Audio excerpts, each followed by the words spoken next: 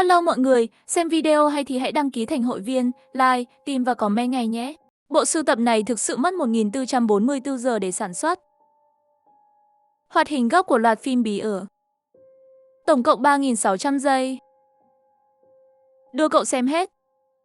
Ác thần và quỷ dị xuyên thành người En. Chỉ nói về sự nghiệp, không nói về tình yêu, hồi hộp, lập luận. Máu me. Tình cậu, quỷ dị. Dị năng. Logic của nhân vật chính rõ ràng vô cùng. Không có nữ chủ. Tên tôi là Thẩm Lâm. Khi cậu nhìn thấy thẻ sinh viên này, tôi chết rồi. Sau đó, tôi đến rồi. Một sự cố xảy ra. Một thứ gì đó kéo tôi vào thế giới quái dị. Hững linh hồn ở đây rất kỳ quái. Nó đã cố gắng tấn công tôi. Tôi mới là con ma đáng sợ nhất trên thế giới này. Tên tôi là Thẩm Lâm. Tất cả những điều kỳ lạ trong thế giới chết có thể gọi tôi một câu.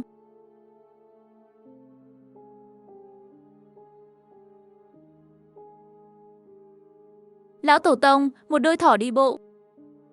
Tôi muốn có cậu gái. Mong được trái tim người. Để không đi hẹn hò. Mới vừa tốt nghiệp đã hẹn hò. Cậu sợ mình bị ế à? Muốn gì? Bản cung mỗi ngày đều có tiểu ca đẹp trai hầu hạ 3 bữa ăn. Phí giao hàng hơi đắt. Đừng đùa nữa. Tối nay tôi gặp phải một chuyện rất kỳ lạ. Đã bị lâu rồi. Tiếp theo là thời gian của người dũng cảm. Kẻ hèn nhát, xin vui lòng ra ngoài và rẽ trái. Không phải kỳ thi đại học mới kết thúc sao? Tôi sẽ hẹn cậu bè, đi đến quán nổi tiếng gần trường. Để ăn đêm. Nhà anh ấy làm ngon lắm. 666 không diễn nữa. Mở chai quảng cáo. Cười không cười người. Lão bát thật đúng là đàn ông. Cậu có muốn bắt đầu với nguồn gốc của vũ trụ không? Phải như này không? Tôi và cậu tôi nấu nồi bình thường. Nhưng mà đang ăn. Người phục vụ đưa thêm một phần đồ ăn. Lúc đầu chúng tôi không quan tâm. Nhưng khi thanh toán, cậu ta nhất định phải thu chúng tôi tiền phần gia vị. Tôi không thể chịu nổi. Lúc này đến rõ ràng là 2 bát nguyên liệu. Tại sao phải tính tiền 3 bát? Đây không phải là bắt nạt người trung thực sao? Ông chủ đâu? Tiểu Trần sao lại tức giận như vậy? Chú Mộc, chú đến thật đúng lúc. Hôm nay chúng cháu rõ ràng chỉ có 2 người đến ăn cơm. Cậu ta nhất quyết thu của chúng cháu tiền 3 bát. Hôm nay các cháu không phải là 3 người tới sao? Cậu học đó. Mùa hè mặc áo khoác rất dễ thấy. Sao vừa nhìn vừa thấy người khác liền biến mất?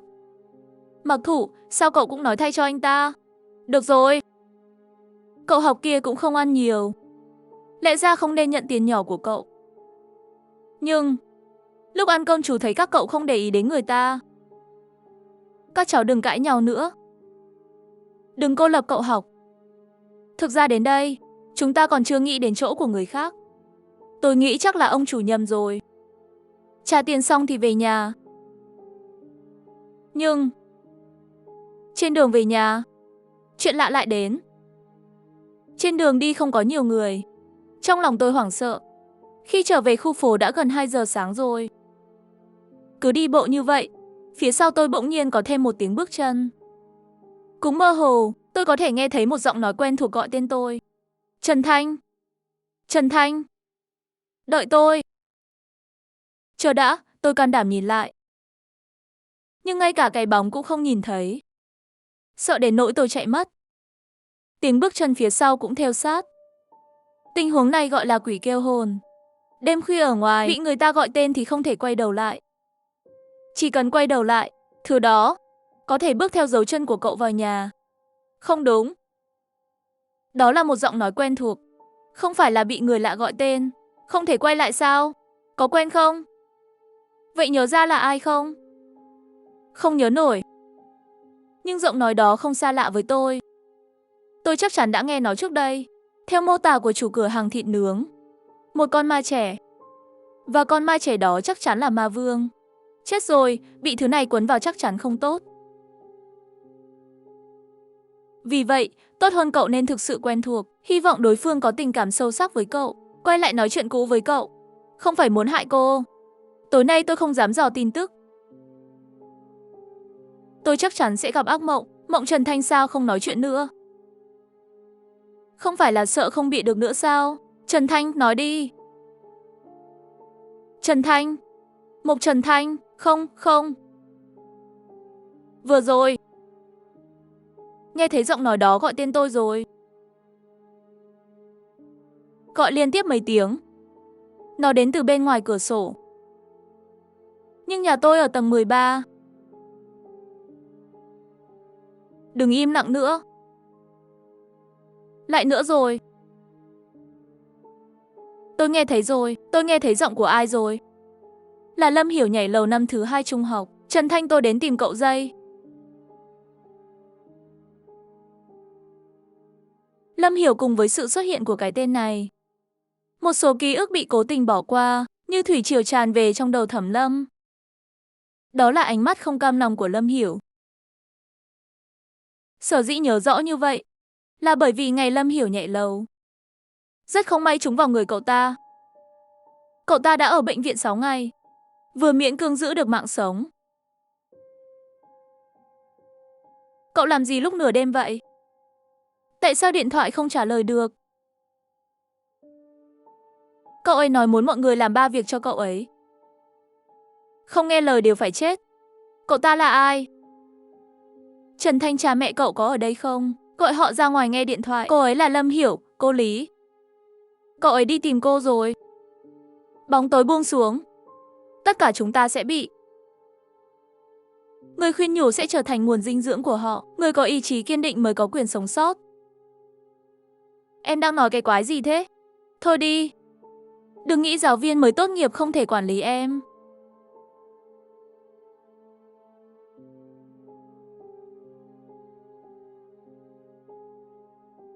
Chuyện quái gì vậy? Giáo viên Lý, sao bên ngoài phòng tôi không thấy gì cả? Cứu! Chỉ còn lại mấy chúng ta sao? Trần Thanh, cậu có sao không? Không tốt, không tốt. Tôi cảm thấy lạnh ở cổ. Ai đó cứu tôi với. Tôi sợ. Đừng như những học sinh khác. Đến lúc bắt đầu rồi. Cậu ấy nói tiếp theo chúng ta sẽ đi xuống vực thẳm. Các cậu học sẽ đợi chúng ta ở đó. Vực thẳm.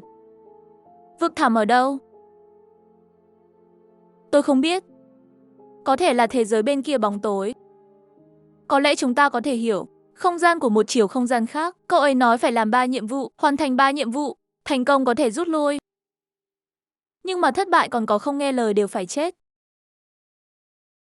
Điện thoại sẽ luôn tồn tại như một đạo cụ. Tiếp theo, các cậu phải làm theo 2 nhóm như trên tờ giấy này. Và đây là lưu ý 1. Mỗi lần hoàn thành nhiệm vụ, sau khi trở về phòng, tất cả tổn thương sẽ được phục hồi. Những người không hoàn thành nhiệm vụ ở lại phòng sẽ chết. 3 phòng chỉ có thể chứa 2 người cùng một lúc. Vượt qua số người sẽ loại bỏ ngẫu nhiên số người dư thừa. 4 chớ để chúng biết các ngươi là người sống. 5 đừng để họ biết những điều chê. Tại sao? Rõ ràng mọi người vẫn đang trò chuyện vui vẻ. Tại sao lại như vậy? Lâm Hiểu, chúng tôi không có thù oán với cậu. Tại sao lại hại chúng tôi? Tất cả những thứ này là gì? Lâm Hiểu, xin hãy để chúng tôi đi. Đừng đi. Hãy ghi lại những gì cậu ấy nói. Chúng ta sẽ đến nơi đó. Nếu không bình tĩnh lại, sẽ chết đây. Thẩm Lâm nói đúng. Càng lúc này, mọi người càng phải bình tĩnh. Cậu ấy có nhu cầu đối với chúng ta. Chỉ cần hoàn thành nhiệm vụ, chúng ta đều có thể sống sót. Nhiệm vụ đầu tiên, mỗi nhóm nhận được một thẻ trường màu đỏ. Chờ một chút, tại sao tôi không có đồng đội? Trần Thanh, sao cậu không tham gia? Đừng hỏi tôi. Tôi không biết gì cả. Các người nhất định phải tìm cách cứu tôi. Tôi chưa muốn chết. Nhiệm vụ bắt đầu đếm ngược 5 giây. Những người còn ở trong phòng sẽ bị loại bỏ. 5 giây, tôi không muốn. Tôi sẽ không đi. Tôi phải đợi bố mẹ tôi đến cứu tôi. Trần Thanh, mật khẩu của tôi. 4 giây, bên ngoài tối quá. Không thấy gì cả, tôi sẽ không ra ngoài. 3 giây. Đừng ngần ngại. Nhiệm vụ đã được phát hành. Bóng tối không hại người. Hãy dũng cảm lên chút. Điện thoại của tôi. Anh. 1 giây cho chương trình của chúng tôi.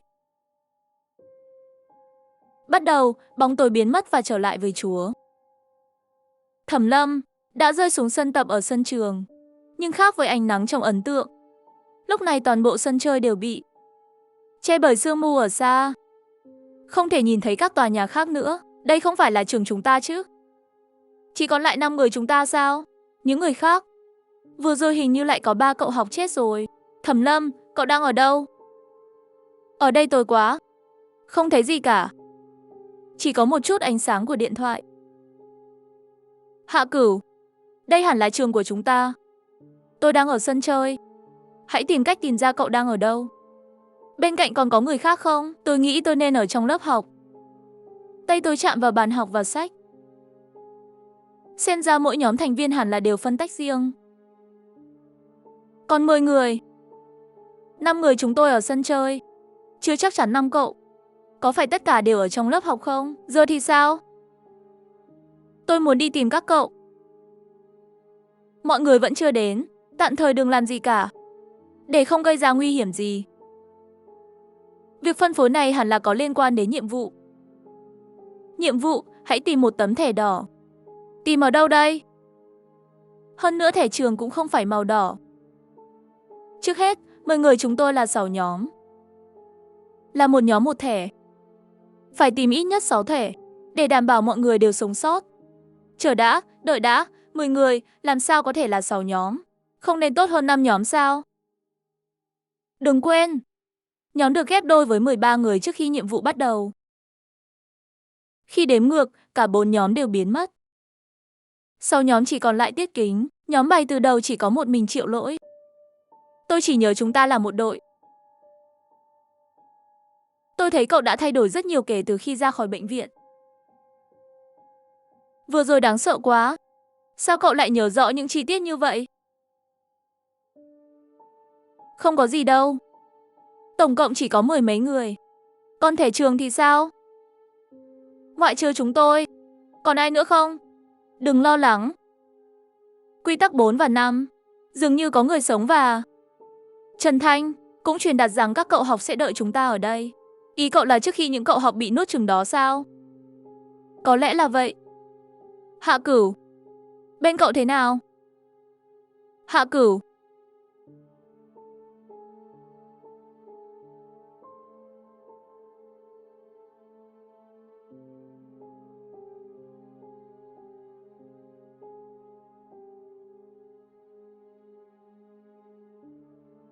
Hạ Cửu, cái ghế ở đâu ra vậy?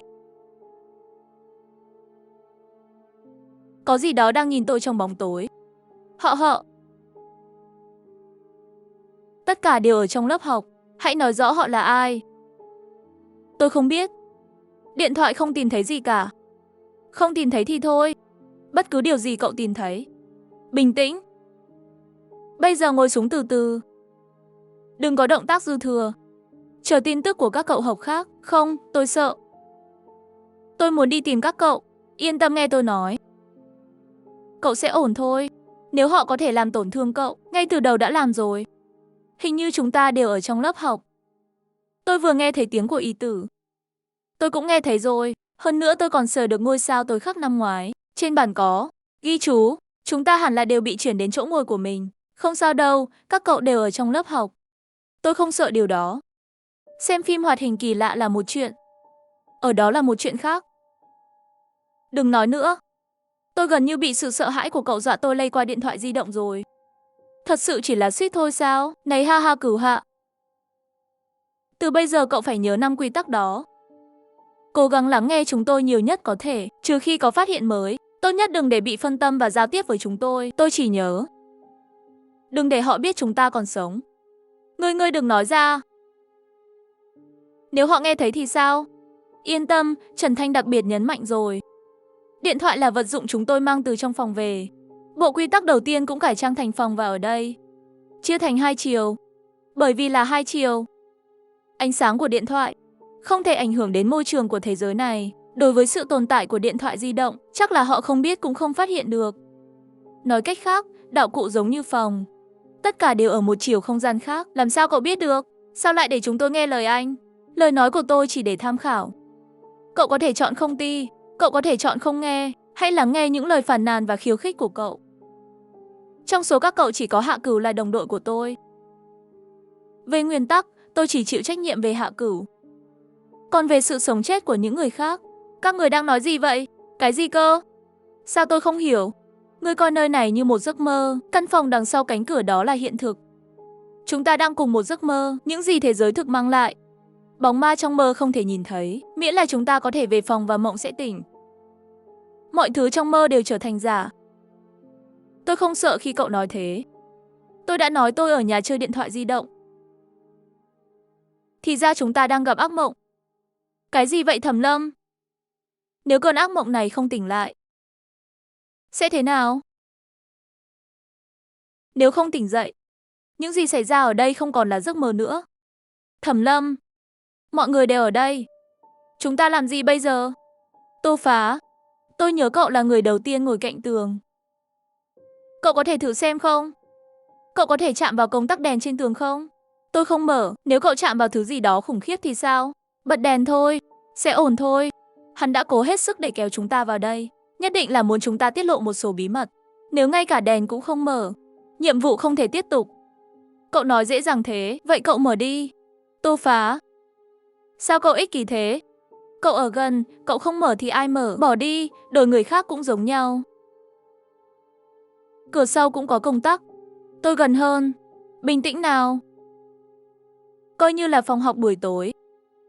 Cố gắng nhớ lại vị trí của lối đi. Chúng ta đi 3 năm, sẽ ổn thôi.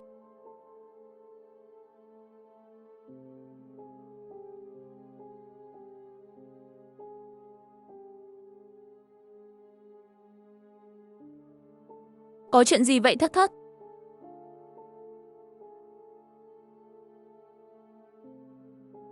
Không sao, hình như tôi đụng phải chân bàn rồi. Tôi cảm thấy họ đang nhìn tôi. Phải làm gì?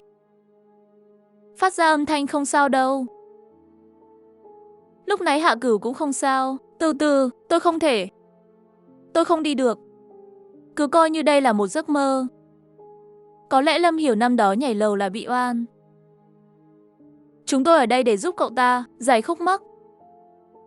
Mặc dù quá trình sẽ khó khăn, nhưng chỉ cần tuân theo quy tắc, cậu sẽ ổn thôi.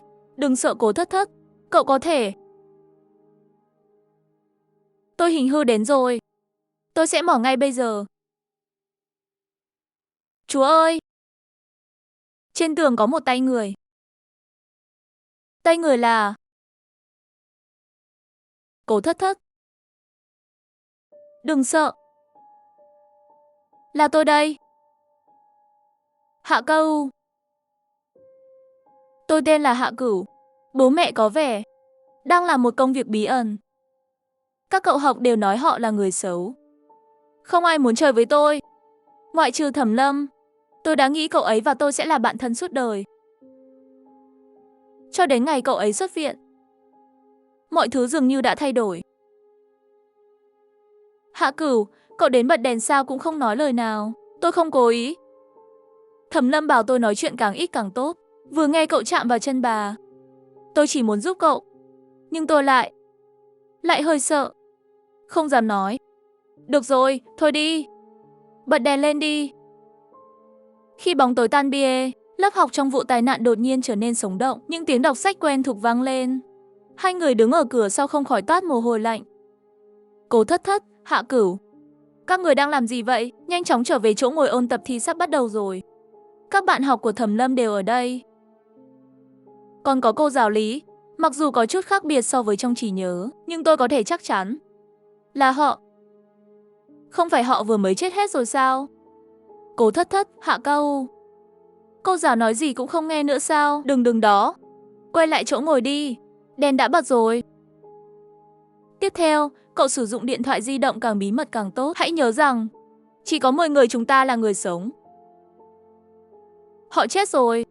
Nhưng Tại sao tôi lại nhìn thấy 5 người các cậu trong lớp học? Cái này không vội. Cậu điều chỉnh ống kính đi. Xem hàng sau Trần Thanh và Lâm Hiểu có ở đó không? Lâm Hiểu, không phải cậu ta đã biến thành ma rồi sao? Bình tĩnh đi. Nếu Lâm Hiểu muốn giết các cậu, sẽ không kéo đến bây giờ. Giờ thì sao? Các cậu có muốn đến tìm thẻ cùng nhau không? Những người khác hẳn là bạn học đã chết của chúng ta. Nhưng những hàng giả đó, chưa biết thành phần là gì. Nếu chúng ta đi qua, tương đương với việc ép họ thể hiện nguyên hình. Vì vậy, để an toàn, duy trì hiện trạng là an toàn nhất. Hiện nguyên hình là gì? Lúc đó cậu có phải là vua không? Không phải đoán đâu. Có vẻ như cậu không hài lòng với thời điểm tôi bảo cậu bật đèn lên. Không cần phải ở đây. Tôi không có hứng thú. Càng không có hứng thú với cuộc sống của cậu. Nhưng kế hoạch này tôi chỉ nói với Hạ Câu thôi. Nếu đồng đội của cậu muốn giúp cậu trong lớp học, tôi sẽ không ngăn cản. Tôi cũng không có ý kiến gì. Tiểu Ninh, tôi nghe cậu. Cho dù 3 ngày đói 9 bữa, tôi cũng đi cùng với cậu. Cậu đồng ý không Thất Thất? Tôi đồng ý, vì Lâm Hiểu đem mỗi nhóm tách ra. Vậy người bên ngoài chắc chắn cũng sẽ có nhiệm vụ tương ứng. Quan sát là tốt nhất. Có lẽ sau khi chúng tôi nhận được thẻ trường, cần các cậu đón cũng có thể. Tôi đồng ý, tôi đã bắt đầu rồi. Tôi tin lời của Thẩm Lâm rồi. Chúng tôi không có thủ án với Lâm Tiểu. Hôn của hắn không có lý do gì để hại chúng ta. Chắc là muốn chúng tôi giúp giải quyết vụ án, giống như trên TV. Đây là giấc mơ. Những cậu học đó là bởi vì ý chí không kiên định. Bị bóng tối xóa sổ. Chúng tôi là người được Lâm Hiểu chọn.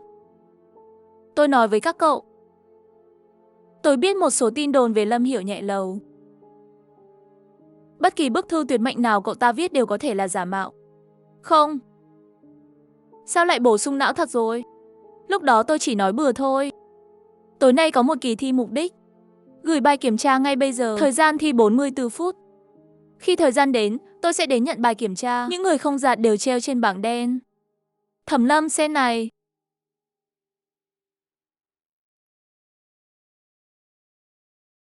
Chúng ta đã bị phát hiện chưa? Nếu không thì chạy đi. Cái quái gì thế này? Chọn đúng, chúng tôi có thể bị lộ. Chọn nhầm rồi còn phải lo lắng thất bại.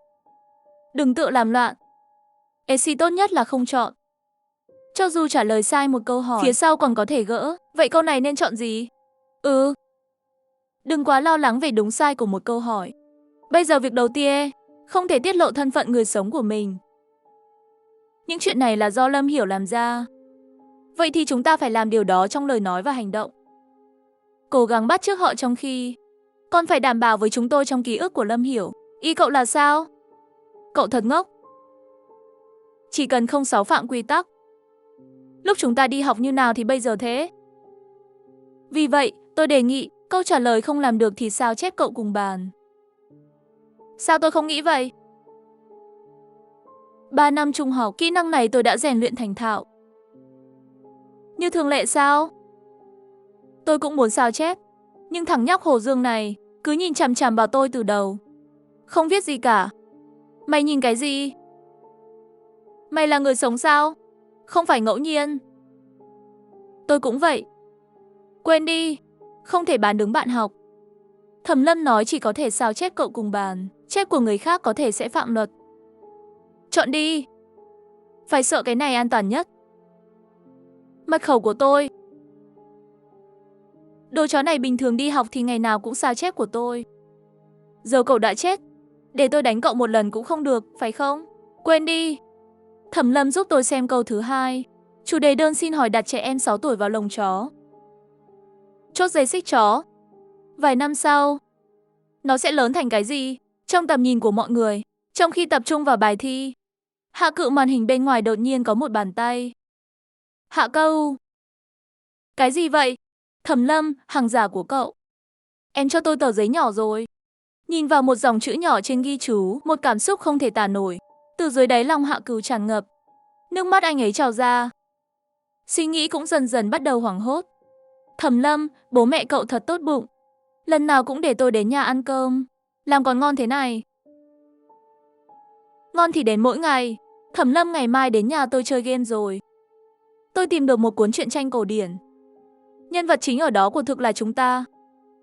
Muốn xem cậu tự xem. Tôi không xem. Thẩm Lâm cảm ơn cậu. Thẩm Lâm. Cậu nhất định phải nhanh chóng khỏe lại. Thẩm Lâm, hôm nay tan học sao không đợi tôi? Thẩm Lâm, sao đột nhiên cậu không chơi với tôi nữa? Có phải vì chuyện gì đó mà cậu lại tức giận không? Vậy thì cậu nói đi. Không, đừng nghĩ nhiều. Chỉ là sắp đến năm thứ 3 trung học rồi, muốn tập trung vào việc học. Tôi nằm viện lâu quá rồi. Hiểu rồi. Vậy thì tôi sẽ không làm phiền cậu nữa. Tạm biệt. Đây là sau khi Thẩm Lâm xuất viện, Hạ Cửu lần cuối cùng đến nhà hắn, nhưng hắn còn không mở cửa. Thái độ của Hạ Cửu rất xa cách. Có lẽ tình cậu giữa bạn học là như vậy, từ tình cảm tốt đến một thời gian nào đó bị bỏ rơi một cách khó hiểu. Đột nhiên lạnh nhạt làm cho Hạ Cửu rất rối rắm, luôn muốn hỏi rõ ràng. Tại sao tuổi thơ của người khác đầy tiếng cười và tuổi thơ của tôi nhưng đầy bóng tối và ẩm ướt?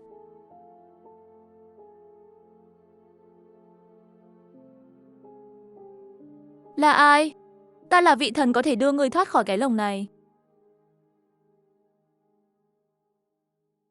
Tiểu Cửu, đừng nghiêm túc. Mọi thứ ở đây đều là giả. Bất kể hắn ta làm gì. Thẩm Lâm, vậy tôi phải làm gì? Ghi chú nhỏ này tôi trả lời hay không trả lời? Về đi, hãy là chính mình. Hắn sẽ không làm hại cậu. Cố lên, nhưng gần đây tôi bị ám ảnh bởi việc học. Không đến nhà cậu nữa.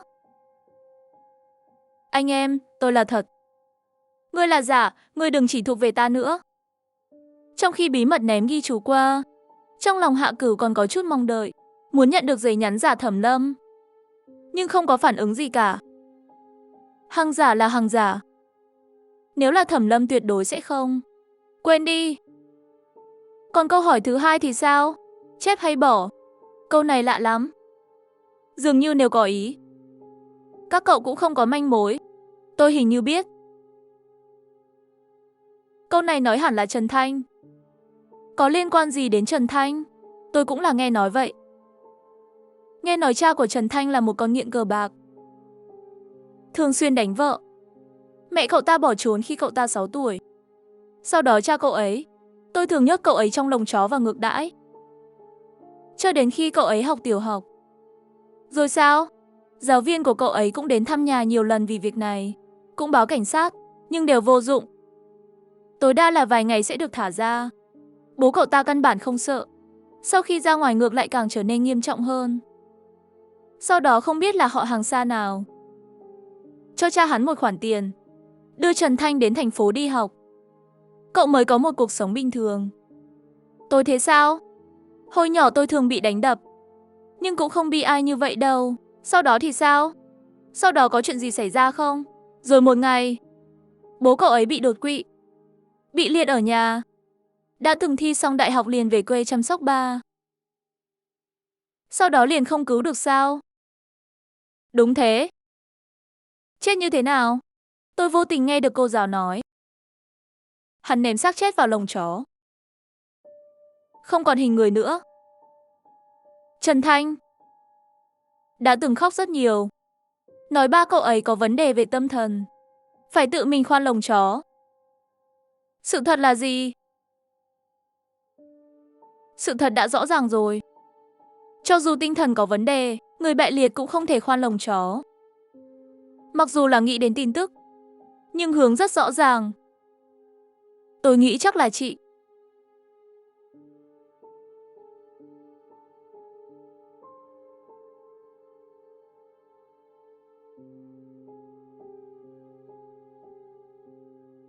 Cậu vừa sao chép bài kiểm tra của bạn học phải không? Vậy như vậy giáo viên nói tuyệt đối không phải là tôi không sao chép.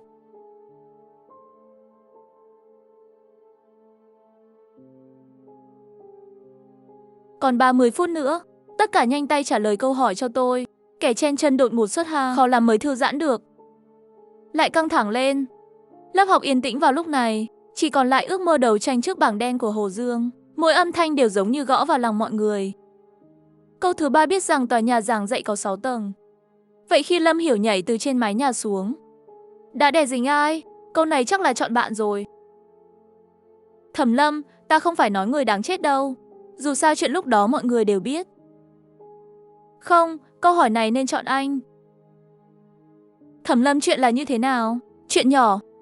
Hôm nhảy lầu không phải cậu bị đưa vào bệnh viện sao? Sau khi tôi ra viện, một số chuyện đã không còn nhớ nữa.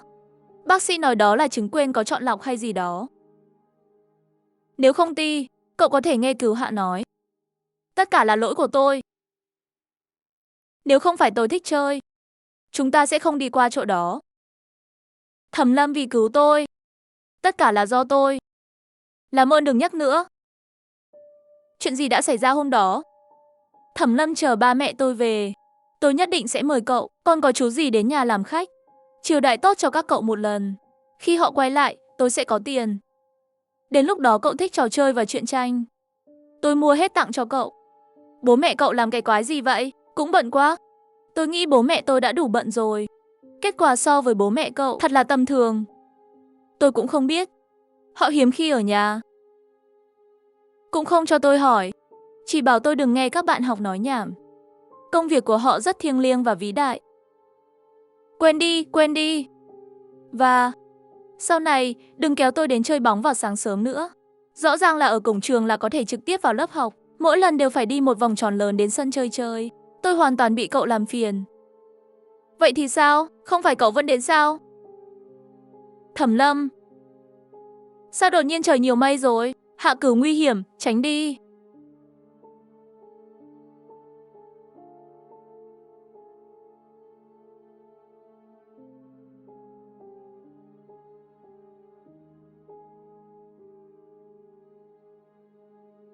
Ngay trước khi mọi người, khi tỉnh lại trong buổi nói chuyện về Hạ Cửu, hướng của bảng đe, đột nhiên có tiếng một vật gì đó rơi xuống. Thẻ đỏ là thẻ đỏ. Trên người Hồ Dương rơi xuống một tấm thẻ nhỏ màu đỏ. Làm sao bây giờ? Thẻ tín hiệu đầu tiên xuất hiện. Chúng ta có muốn qua lấy không? Đừng vội nhìn vào màn trình diễn của giáo viên Lý và Hồ Dương. Miễn là mọi người không xáo phạm quy tắc. Vậy những người bạn học đã chết này cũng không khác gì bình thường. Không thể chống lại chúng ta. Tìm cách thi trước. Đừng vì một cái thẻ. Thẩm Lâm nói còn chưa nói xong, trong điện thoại đột nhiên có một tiếng kêu giục. Chuyện gì vậy? Sao đèn tắt vậy? Là ai làm? Bóng tối bất ngờ, khiến mọi người lại rơi vào tình trạng căng thẳng và hoảng loạn. Đôi mắt của Hàn Yên. Hàn Yên, cậu bị sao vậy? Cứu, có gì đó đang lắc. Trên màn hình rung lắc dữ dội, liên tục lóe lên khuôn mặt sợ hãi của Hàn Yên. Chỉ vài giây thôi. Nước ép dưa hấu, làm cho ống kính trở nên mờ. Tô Phá, bật đèn lên đi. Bật đèn lên đi. Hàn Yên có thể được cứu. Nếu không cậu ta chết rồi. Quái vật thực sự luôn ẩn nấp. Đèn tắt. Có lẽ đó là dấu hiệu họ tấn công. Dù sao, Tô Phán, bật đèn lên đi. Ngay cả khi chạy trốn có ánh sáng, mọi người cũng thuận tiện hơn. Tìm người khác đi. Tôi không còn ở trong lớp nữa. Thanh Hà mau đến gặp tôi. Tôi lấy được thẻ của Hồ Dương rồi. Đồ xúc vật đèn là người tắt đúng không? Vậy thì sao? Thẩm Lâm nói đúng. Hai nhóm. Các người không có gan đi lấy, tôi sẽ đi lấy nó. Sao vậy? Tô Phán, làm ơn bật đèn cứu Hàn Yên đi. Nói gì cũng muộn rồi. Tôi đã chạm vào cầu thang bên này sân chơi rồi. 3 tầng nữa là tôi có thể đến cửa. Nhanh lên, chúng ta cùng nhau thoát khỏi nơi ma quái này. Bây giờ cậu quay lại còn kịp. Tại sao tôi phải nghe lời cậu? Cậu có ghen tị vì tôi nhận được thẻ trường trước không? Tôi có thể về phòng ngay bây giờ. Các người thích nghe Thẩm Lâm thì tiếp tục nghe đi. Hay là tôi đi xem? Dù sao vừa đi qua một lần. Xin lỗi. Các cậu cứ nghĩ cách đi. Tôi phải đi cứu Tô Phán. Cậu đi rồi cũng không thể đón được cậu ta nữa. Ý cậu là sao? Thẻ rơi xuống đất, Tô Phán liền nhặt lên. Chỉ là cậu ta làm bằng lòng can đảm. Không ai có quyền phán xét. Và nhiệm vụ được chia thành các nhóm. Khi nhóm chúng tôi hoàn thành, không cần phải đợi các cậu. Rốt cuộc, bạn học cần giúp đỡ lẫn nhau chứ không phải là cùng nhau lùi lại. Thầy kiểm tra không có vấn đề gì.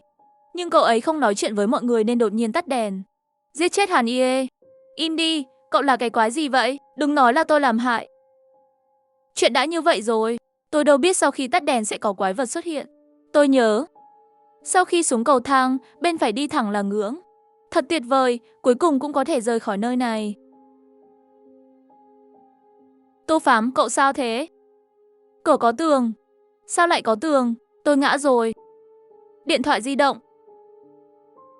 Thiên Hà, mau tới cứu tớ.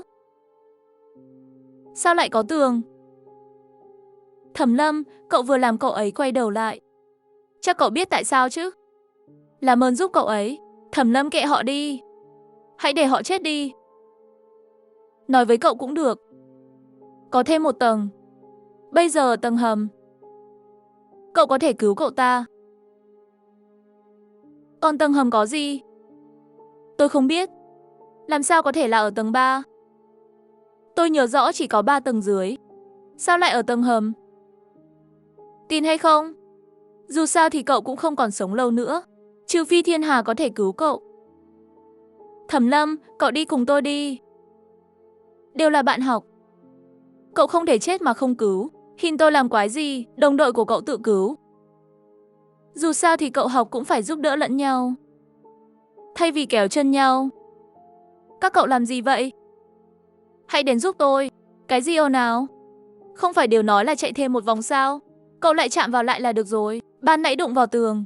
Giờ tôi đã mất phương hướng rồi.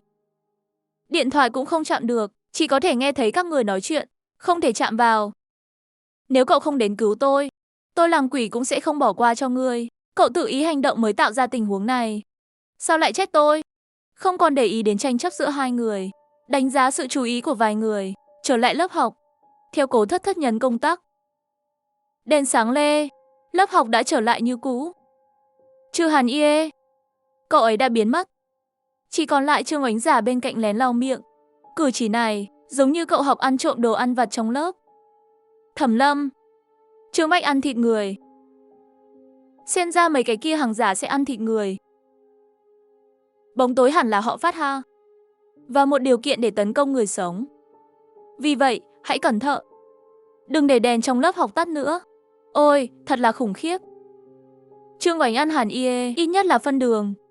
Hàng giả của Thẩm Lâm gửi cho tôi ghi chú. Không phải là muốn đóng gói cho tôi mang về nhà ăn sao? Làm ơn đừng đùa nữa.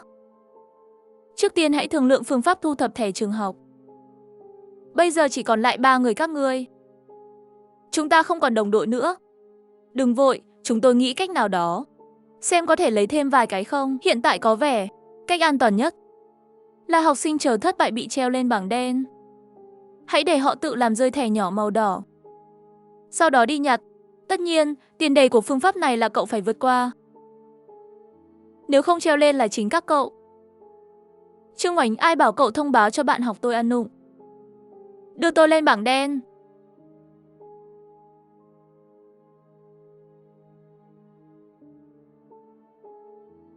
Thẩm Lâm lại rơi xuống 2 tấm thẻ cười.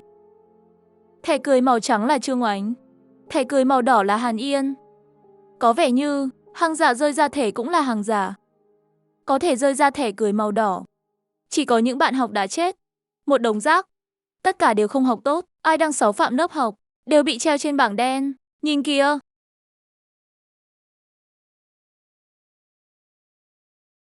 Còn chưa đợi mấy người phản ứng lại, những học sinh có linh hồn đã chết trong lớp học bắt đầu liên tục chạy về phía bục giảng, phát động tấn công vào Trương Oánh.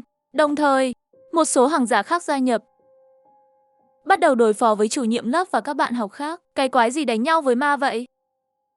Chúa ơi, chúng ta phải làm gì đây? Giúp không? Khi cuộc chiến trở nên khốc liệt hơn, thầy trường liên tục bay ra khỏi vòng chiến đấu. Biến cố bất ngờ. 3 trái tim đập thình thịch. Trong đầu chỉ có một niệm, không cần đợi thi xong. Bây giờ có thể hoàn thành nhiệm vụ. Làm sao bây giờ? Họ bắt đầu đóng gói đồ đạc rồi. Cơ hội tốt như vậy có muốn đánh nhau không? Đừng vội đi nhặt thẻ trường. Nghe tôi này, 3 điều. Tránh hàng giả khi kiểm tra thẻ. Nhặt thêm 2 cái nếu không có rủi ro. Trương Vân và Triệu Lỗi bên trong không có đồng đội. Trường thứ 2 mỗi lớp đều phải đổi tầng. 5 năm hiểu nhảy lầu là năm thứ 2 trung học. Ngay cả giáo viên cũng chỉ có năm thứ 2 trung học không đeo kính. Vậy, cậu đang ở tầng 2 đến tầng 3. Dễ kịp thời khi xuống cầu thang. Đừng chạy xuống tầng hầm như Tô Phá. Thứ 3 cửa phòng ở sân chơi. Khi xuống cầu thang, dễ phải đến lối ra sân chơi. Bên tay trái là lối ra bên này cổng trường. Những người khác phải rẽ phải, nhưng Hạ Cửu, cậu phải rẽ trái. Ra khỏi cổng trường. Trừ khi cần thiết. Đừng đi qua cầu thang bên này sân chơi. Tôi sẽ đi đón cậu, Thẩm Lâm. Sao tôi không thể đi bên kia sân chơi? Tôi sẽ đi một mình, tôi sợ họ sẽ kết thúc. Còn không đi được nữa, không kịp giải thích. Hạ Cửu đừng nóng vội, đi như tôi nói. Bắt đầu ngay bây giờ. Thời gian gấp, đi thôi. Tách ra, tôi đi đón Hạ Cửu. Các cậu đi đón họ đi. Một người đi vào và gây ra tiếng động ở đầu cầu thang. Chỉ đường cho họ. Sau khi phân phối, mấy người liền tách ra. Không ai quan tâm đến Thiên Hà. Thiên Hà tự biết bị loại trừ cũng không nói thêm nữa. Hiện tại con đường sống duy nhất của hắn chỉ có thể ở trên người Tô Phán. Tô Phán, cậu có nghe thấy tôi nói không? Có. Họ bắt đầu hành động rồi. Sẽ có tiếng động của chúng ở hành lang. Nhanh theo âm thanh đi ra. Tôi cũng sẽ đi đón cậu. Đừng tìm điện thoại nữa, nhất định phải tìm được thẻ trường của Hồ Dương. Tôi nghe hết rồi, đừng giả vờ nữa. Không phải vì lo lắng không có thẻ trường học, nếu họ không mang cho cậu, cậu cũng sẽ chết sao? Nhanh nào, tôi không đi xa đâu. Nếu có tiếng động, tôi có thể chạm vào cầu thang. Đang xem bên này lớp học, trong khoảnh khắc ba người chọn xong mục tiêu xông vào đám đông. Đèn đột nhiên nhấp nháy. Tầm nhìn bị ảnh hưởng, ba người đành phải ở giữa đầy vết máu và sự đứt đoạn. Đau quá. Không, tôi lấy được rồi. Hai người hãy dũng cảm lên. Lấy được thì chạy. Vị trí của Tiết Tĩnh tốt hơn. Sau khi nhận được thẻ, hãy đi thẳng ra hành lang.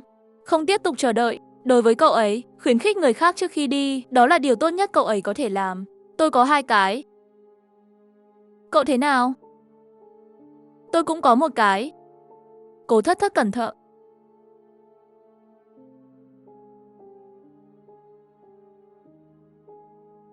Dùng thẻ. Chém có thể gây hại cho họ. Không kịp. Bị nhắm vào rồi. Thất Thất mau rút. Không đủ. Làm ơn. Còn thiếu 1 cái. Xin lỗi, tôi bị thương. Không kịp rồi, tôi cũng vậy. Không được, nếu không lấy thêm 1 cái nữa. Không có đồng đội Triệu Lỗi, nhưng mất đi đồng đội Trường Ánh hẳn phải chết 1 cái. Chỉ 3. Tôi chỉ chạm 3 lần không chạm được, tôi cũng không có cách nào. Đây là giới hạn những gì tôi có thể trả. Vì cuộc sống của người khác, trả giá cuộc sống của chính mình. Cũng chỉ có tên ngốc Thẩm Lâm đó dám làm. Khoảnh khắc vừa bước vào lớp học, Hạ Cửu hối hận rồi, lúc này bị thẻ trường tấn công qua. Với đôi mắt đầy oán hận, nhìn chằm chằm hắn.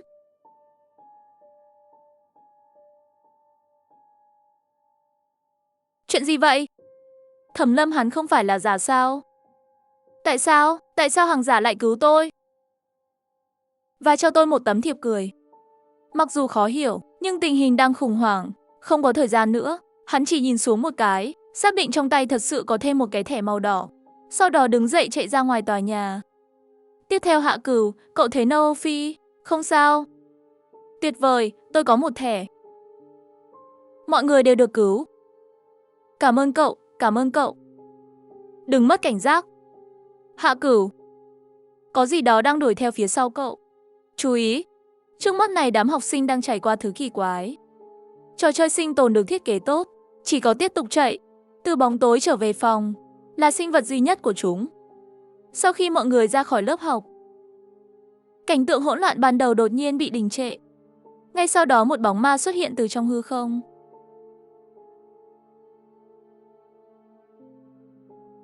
Ai trong người can đảm ngăn ta Hưng sư? Không. Ngươi. Có mùi của một tòa tháp nhỏ trong máu của anh ta. Thứ mất linh hồn. Cái chết lặp lại. Thần nhất định sẽ để hắn chết ở đây. Ma là ma. Trong cái lồng này, ta và ngươi có gì khác nhau? Hãy để cậu ở đây. Là một món quà. Chưa công khai. Với tất cả thẻ trường được thu thập, mấy người chạy ở hành lang. Trong đầu chỉ còn lại một câu. Chạy nhanh hơn, chạy nhanh hơn. Cố lên mọi người. Các cậu là những người giỏi nhất. Phía sau tôi. Phía sau hình như có một ủy viên đuổi theo. Đừng sợ. Nhiều người mạnh mẽ. Chạy ra hết sức đi. Đúng vậy, bây giờ thẻ trường đã được thu thập. Trở về phòng, vết thương sẽ hồi phục. Và thẻ trường học có thể làm tổn thương họ. Nếu dám đuổi theo, đến một cái, tôi giết một cái, đến 2 cái, tôi giết một đôi, tôi đã ở tầng 1 rồi. Thẩm Lâm ở đâu? Người đàn ông phía sau tôi dường như không đuổi theo tôi nữa. Tôi đang tiếp sức bên ngoài tòa nhà, chạy ra ngoài và cậu Thắng. Trong lúc nói chuyện, Hạ Cửu sải bước ra khỏi cổng tòa nhà giảng dạy, thư giãn sau căng thẳng cực độ, để cho tinh thần của cậu ấy được thư giãn. Sau đó cậu ấy liền nhìn thấy bóng dáng của Thẩm Lâm, cách cậu ta không xa, đang đưa tay ra tấn công cậu ta. Thẩm Lâm, người cũng thật là, mặc dù sống sót đáng để ăn mừng, nhưng đi lên thì ông cũng hơi ghê tởm. Hạ Cửu mặc dù miệng ghét bỏ, nhưng thân thể vẫn rất thành thật mở rộng cánh tay. Phong thái đó nhiệt tình hơn Thẩm Lâm nhiều. Đi xuống đi, Tiểu Thất. Mê mông, những dòng quen thuộc quá, Tiểu Thất cái gì? Phía sau cũng không có ai đuổi theo tôi, sao cậu ta nghiêm túc thế? Đang nghi ngờ, một cơn gió lạnh thổi qua, làm cho Hạ Cửu run người. Hư 1 năm rưỡi, hắn lại cảm nhận được tuyệt vọng trước khi chết. Cậu ấy muốn chạy, nhưng lại phát hiện chân đã không thể cử động nửa phút. Sau khi đi, quả nhiên là sự kiện quy luật tử cảnh lặp lại. Đổi vị trí cũng không tránh được sao? Ô, hóa ra anh chàng này không muốn đến và ôm tôi. Chỉ là nhận thức được nguy hiểm, cố gắng kéo tôi vào phút cuối. Tại sao tôi phải nói chẳng qua và mà thôi? Tại sao là kéo chứ không phải đẩy? Tôi đang tiếc nuối điều gì?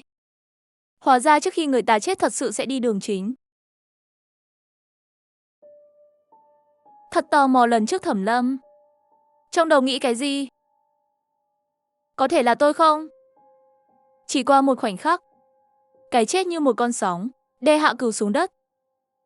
Cơ thể con người mỏng manh không có sức mạnh để chống lại, gần như bị đập vỡ thành từng mảnh. Xin lỗi. Tôi nghĩ thay đổi lối ra có thể ngăn chặn chuyện cũ lặp lại. Không ngờ vẫn không thoát được. Đến để được. Bị người nhảy lầu đập trúng. Là như thế này. Nó làm tôi nhớ đến một bài hát. Giấc mơ buồn lầy, tôi sắp chết rồi. Không thể là bài hát tình cảm hơn sao? Không sao đâu, nghĩ đi. Cậu sẽ không chết. Chỉ cần đưa cậu về phòng, vết thương sẽ hồi phục. Trong lúc nói chuyện, Thẩm Lâm nhẹ nhàng nâng Hạ Cửu lên. Đúng vậy, bây giờ trạng thái Hạ Cửu chỉ có thể bế. Đừng cử động. Tôi biết cậu muốn cứu tôi. Nhưng thôi đi. Thẻ tôi cầm trong tay không bị hỏng. Cậu cầm đi. Như vậy mọi người đều có thể sống sót. Đừng nói nhiều nữa. Đã nói về phòng sẽ hồi phục. Tôi buồn ngủ quá. Về phòng còn bao lâu nữa? Đặt tôi xuống đi. Tôi muốn ngủ một chút. Biết sau khi tôi xuất viện GACAC, sao đột nhiên lại không để ý đến cậu? Thật ra tôi cũng không muốn. Nhưng nếu không vạch rõ ranh giới với cậu, tôi có thể bị giết. Cái gì? Hạ Cửu vốn đã mất tiêu cự đồng tử, lập tức khôi phục lại tinh thần. Nói chuyện gì vậy?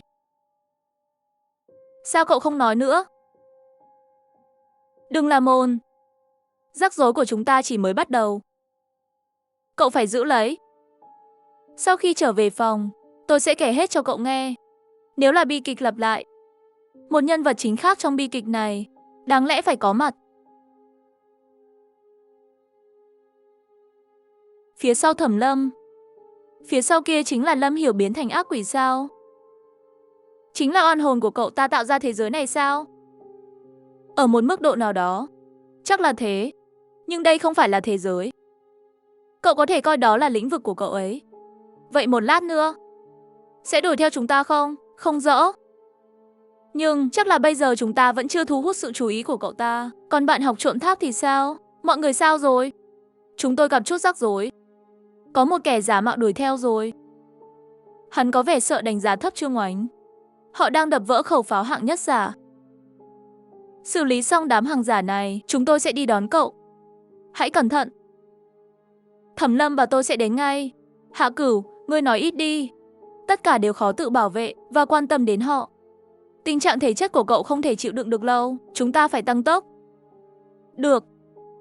Chậm lại đi, đau quá. Sau khi Trương Oánh giải quyết xong hàng giả, có thể về phòng thì về phòng trước. Chúng ta sẽ đến đó sớm thôi, đến lúc đó ném cho cậu một thẻ khác. Đừng có đón chúng tôi. Lâm Hiểu có thể sẽ đuổi theo. Thẩm Lâm lời nói vừa rơi xuống, một cơn gió ác sen lẫn mùi thối giữa, chạy đến phía họ.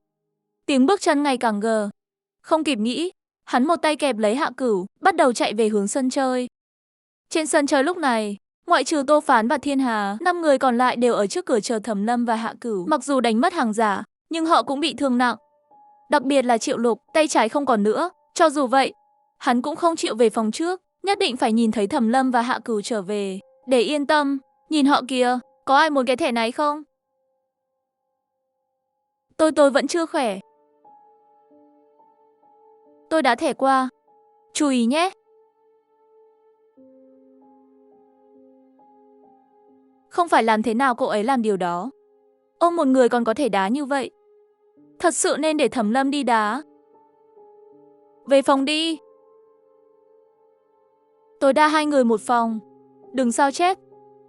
Lâm Hiểu sẽ bắt kịp, nhận thức được sự khủng bố và nguy hiểm đang đến gần. Tiết Tính vội vàng bước vào một cánh cửa, Triệu Lỗi kéo Trương Oánh vào một cái khác, mà Triệu Ngũ Lục và Cố Thất Thất cũng lùi lại một cánh cửa, nhưng không vào ngay.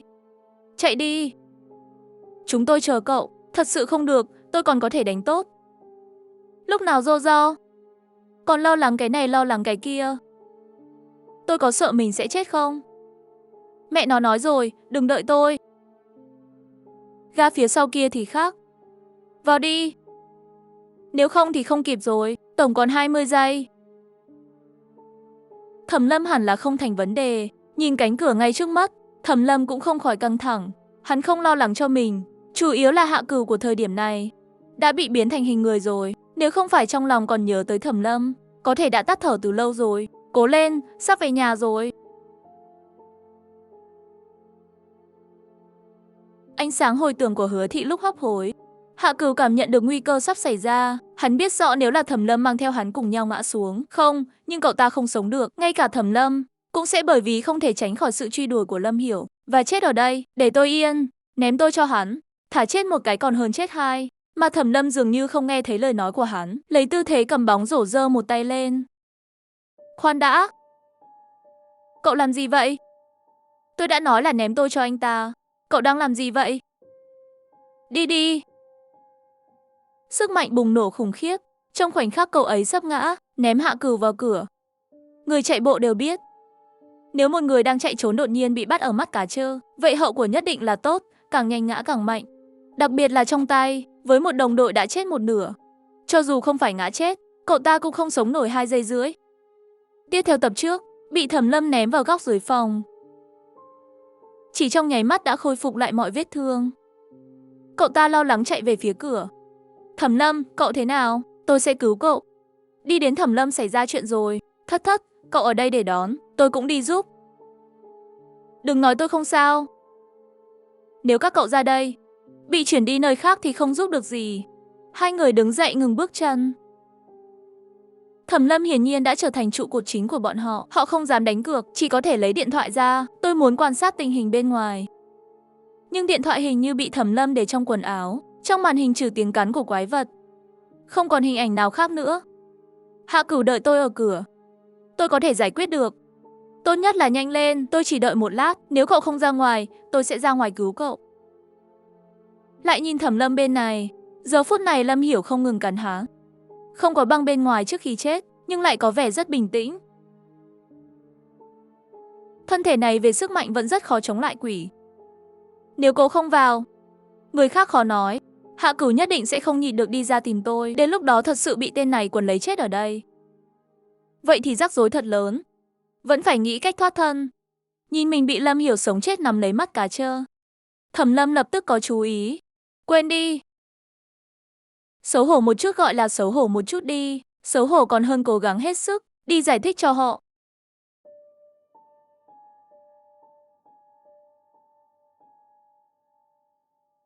Dựa vào tôi ngay lập tức. Quá mạnh. Cả hai chân đều không còn. Kế hoạch ban đầu của Thẩm Lâm là một chiêu đẹp trai cắt đuôi sống sót, qua sự tương tác của các lực rơi vào cửa. Sau đó một chân nhảy vào cửa, hoàn thành một làn sóng tuyệt vọng. Không thể tưởng tượng được trong khi bị kéo. Bởi vì dùng quá sức với một chân khác, cũng bị hắn kéo xuống. Gần chút nữa, chỉ có thể bò. Không được. Mất máu quá nhiều. Rắc rối rồi. Chỉ có thể bò. Kéo tôi đi Hạ Cửu.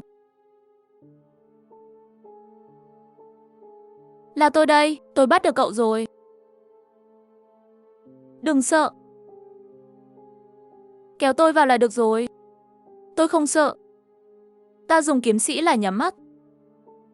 Khi nửa thân còn lại của Thẩm Lâm vượt qua cửa, lực kéo bỗng nhiên biến mất. Quán tính khổng lồ làm cho hai người va vào ti công ơ phơ.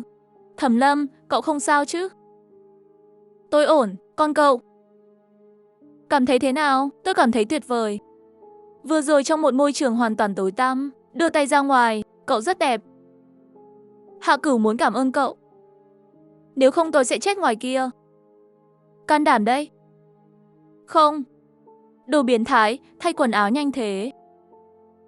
Cái gì gọi tôi là biến thái? Quần áo bẩn hết rồi.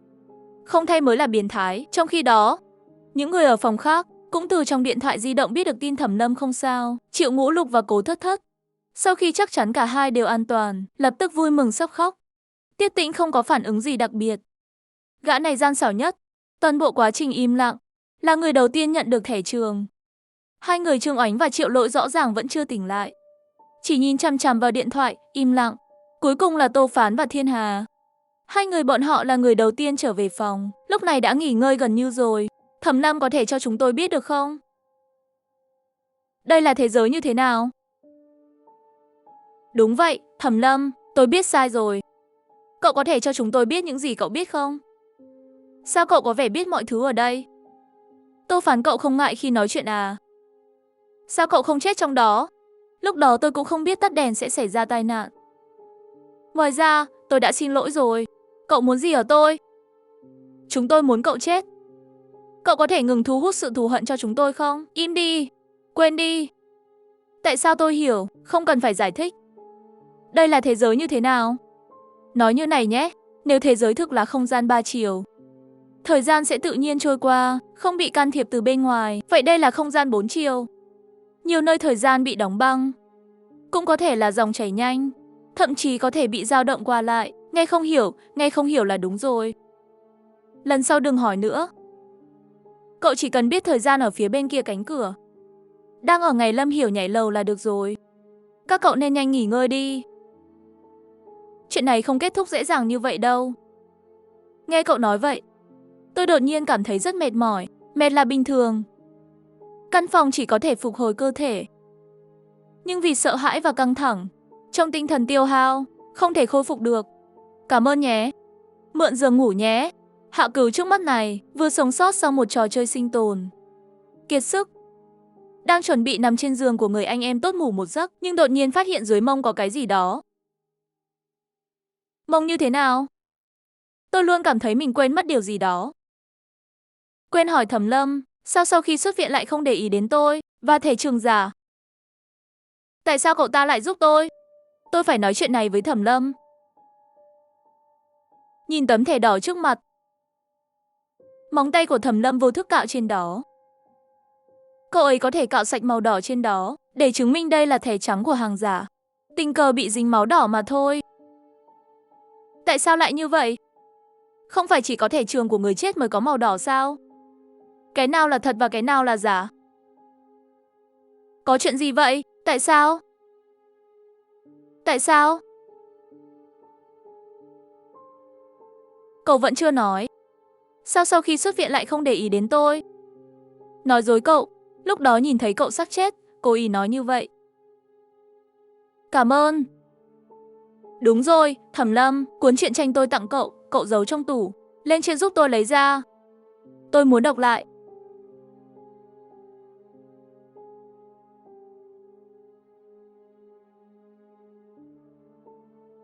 Không phải tủ sách, mà là tủ quần áo.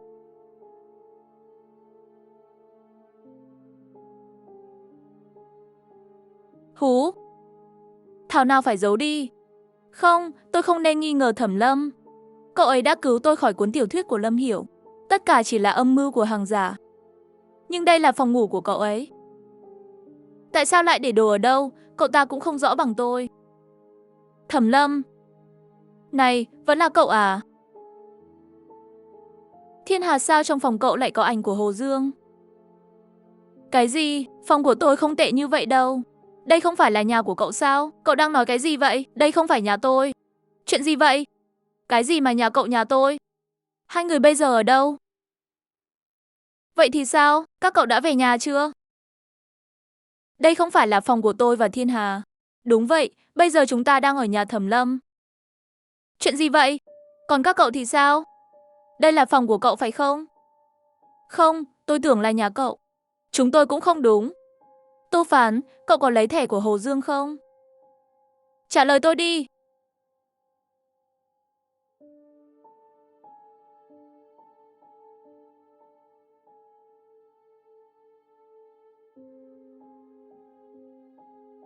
Thẻ là của Hồ Dương. Cậu ấy trở lại rồi, đang ở ngay cửa. Thẩm Lâm phải làm sao bây giờ? Chúng ta làm gì giờ? Giúp tôi với cậu ta vào rồi. Chủ nhiệm lớp bảo tôi tìm các cậu về thi. Thẩm Lâm, cậu có nghe thấy không? Cút đi, cút đi. Chúng tôi nộp đề rồi, đừng đến tìm chúng tôi. Thằng khốn. Thẩm Lâm nó vừa giết Tô Phán.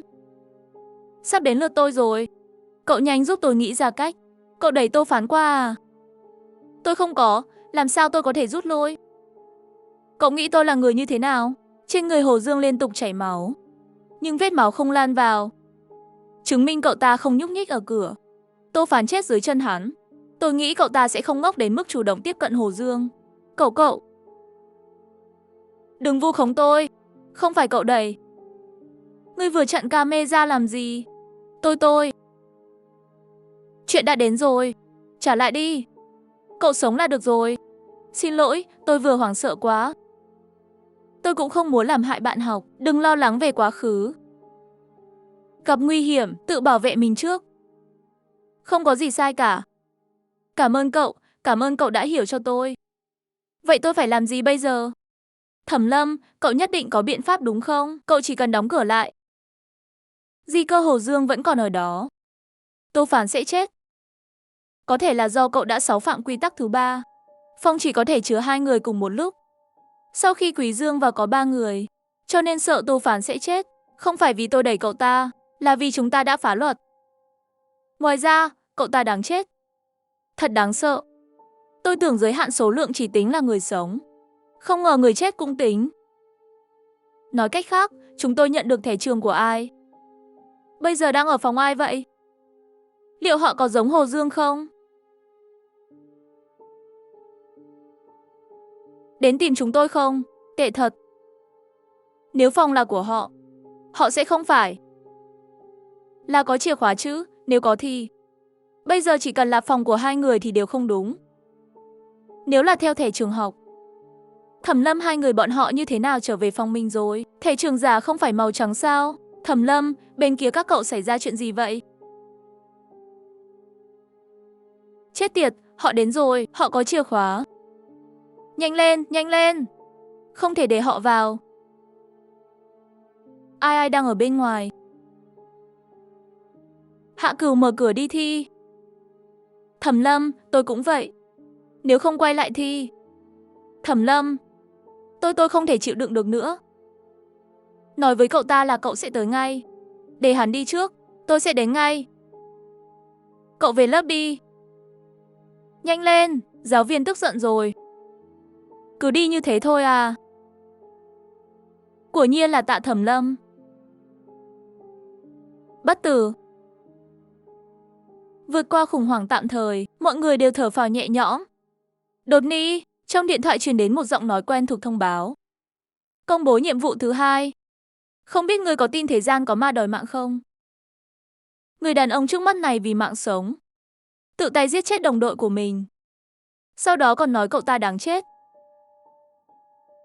Cho dù biến thành quỷ, ta cũng muốn quấy rầy người 3 đời 7 đời. cho đến khi hết nợ máu của cậu. Thông báo. Nhiệm vụ thứ 2, mất tích đã lâu Trần Thanh xuất hiện lại trong phòng chat. Chỉ thấy đầu hắn đầy ẩm ướt và dính, biểu hiện sợ hãi. Rất vui được gặp các cậu. Tôi vừa bị nhốt ở đây. Làm rõ cậu muốn nhảy lầu có thực sự là tự tử không? Không phải tôi đẩy. Tất cả mọi người trong phòng. Thẩm Lâm chất vấn không báo trước.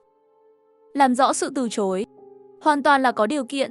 Nó phơi bày nội tâm của hắn, nhạy cảm và hoảng sợ về vấn đề này. Lâm Hiểu nhảy lầu, thực sự có động cơ khác. Trần Thanh, tao cay mày rồi. Tại sao mày lại kéo chúng tôi đến để đệm lưng cho mày? Không phải tôi đẩy. Thật sự không phải tôi đẩy. Mày không chịu thừa nhận. Có phải giết tất cả chúng tôi mới bằng lòng không? Thật sự không phải là tôi. Không sao đâu, Trần Thanh. Tôi tin cậu. Vậy, cậu có thể cho chúng tôi biết cụ thể chuyện này xảy ra không? Điều này rất quan trọng với mọi người. Biết rồi chúng ta mới có thể sống sót. Sau đó đi cứu cậu, Thẩm Lâm. Không phải Triệu Lôi vừa muốn mở miệng nhưng bị Trương Oánh ngăn lại. Hắn tuy nhát ga, nhưng tâm tư lại rất tinh tế. Hắn biết, Thẩm Lâm nếu có thể làm mọi người đều chú ý trong bầu không khí căng thẳng của nhiệm vụ thứ 2. Vậy hỏi Trần Thanh, điều đó chứng tỏ cậu ta đã đoán từ lâu rồi. Lúc này mỗi một câu nói của cậu ấy hẳn là có động cơ thầm kín. Thực ra bao gồm cả những gì Thiên Hà đã nói với trước đây. Cậu vẫn còn sống thì tốt. Làm cho Trương Oánh nghe như da đầu tê dại. Đầu tiên là công khai. Hãy để trái tim mỏng manh của Thiên Hà lộ ra ngoài. Sau đó dùng giọng điệu nhẹ nhàng thể hiện sự hiểu biết. Trong mắt hắn, Thẩm Lâm giống như một con quỷ trong chiếc áo choàng của lòng tốt, mua chuộc trái tim mọi người bằng nụ cười giả tạo. Sau đó bán lại vào thời điểm thích hợp. Trần Thanh Nhân lúc này nói ra đi. Chúng tôi không trách cậu, không cố ý đâu. Nghe này, bố tôi đến tìm tôi, kêu tôi ăn cắp tiền của nhà dì tôi. Nếu không ông ta sẽ bắt tôi lại và trói tôi lại. Nhưng tôi đã làm mấy lần rồi. Tôi không dám trộm nữa. Thế là tôi chạy lên mái nhà. Sau đó tôi nhìn thấy gì? Thấy Lâm Hiểu. Cậu ta đang nhìn chúng tôi. Tôi cứ tưởng có người ở đây bố tôi sẽ dừng lại. Nhưng không nghĩ tới ông ta càng đánh càng hung. Tôi liền trốn chạy về phía sau Lâm Hiểu. Chạy đi. Không biết cái gì đột nhiên làm tôi vấp ngã. Tôi không cố ý. Thật sự không cố ý. Tôi sai. Tôi sinh ra đã sai. Tôi không nên nghĩ. Đời này còn có cơ hội gì để thoát khỏi tất cả những điều này. Không sao đâu. Chuyện đã qua rồi. Sau đó thì sao? Cảnh sát đến điều tra chưa? Cậu đã nói gì với cảnh sát? Tại sao ngay cả chính thức cũng nói Lâm Hiểu tự sát? Tôi cũng thắc mắc. Sau khi nhìn thấy cậu ta ngã xuống, bố tôi bỏ chạy. Tôi cũng chạy theo. Tôi không có can đảm tự thú. Dù sao cũng có giám sát. Cảnh sát sớm muộn gì cũng sẽ đến bắt. Tôi đã đợi trong lớp. Nhưng sau một thời gian dài, cảnh sát không đến. Một người đàn ông và một người phụ nữ. Họ đưa tôi lên mái nhà để xem. Sau đó nói với tôi, cảnh sát sẽ không đến tìm tôi nữa, để tôi đừng lo lắng về điều này. Thực ra là tự tử. Không phải lỗi của tôi. Một trai một gái. Họ không mặc đồng phục cảnh sát phải không? Họ nói để tránh gây chú ý. Dù sao, sau khi họ đi, chuyện cậu muốn tự tử đã lan truyền trong trường. Mọi người đều nói vậy. Điều kỳ lạ là ngay cả bản thân tôi dần dần cũng cảm thấy Lâm Hiểu vốn là muốn nhảy xuống. Cho đến vừa rồi Thẩm Lâm đột nhiên hỏi tôi mới. Rất giống phong cách của họ. Chuyện càng ngày càng thú vị. Còn nữa không? Có điều gì khác cậu thấy lạ không? Còn có là chị gái đó, không? Gì đó? Cô ấy cho tôi một cảm giác rất quen thuộc. Tôi luôn cảm thấy mình đang ở đâu. Đã thấy. Rất giống, rất giống.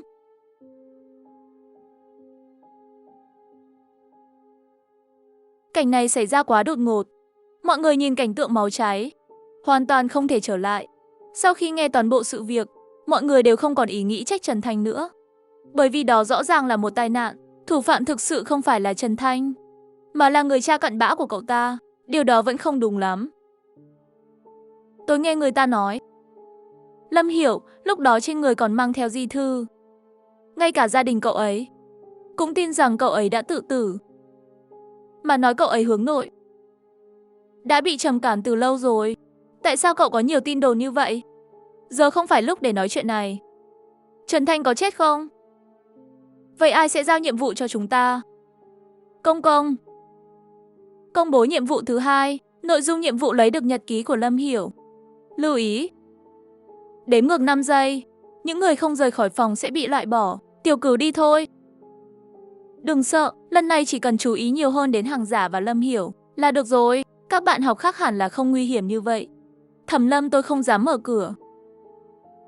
Nếu Hàng Giả của cậu vẫn còn ở ngoài thì sao? Tôi sợ. Không sao, đừng sợ cậu ấy. Cậu ấy đặc biệt. Sẽ không hại cậu. Sau khi nói xong câu nói ý nghĩa này với Hạ Cửu, Thẩm Lâm liền đẩy cửa phòng đi vào trong bóng tối. Chờ tầm nhìn trở lại, thời gian dường như đã trở lại điểm ban đầu. Đưa vào sân chơi vẫn là 5 người trước đó. Nhưng trong lớp học, một người khiến mọi người bất ngờ xuất ha.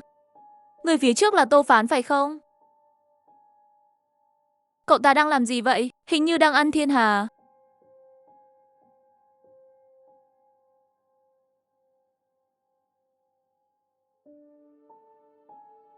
Sao vậy? Tô Phán. Cậu ta hình như rất hận thiên hà. Cẩn thận,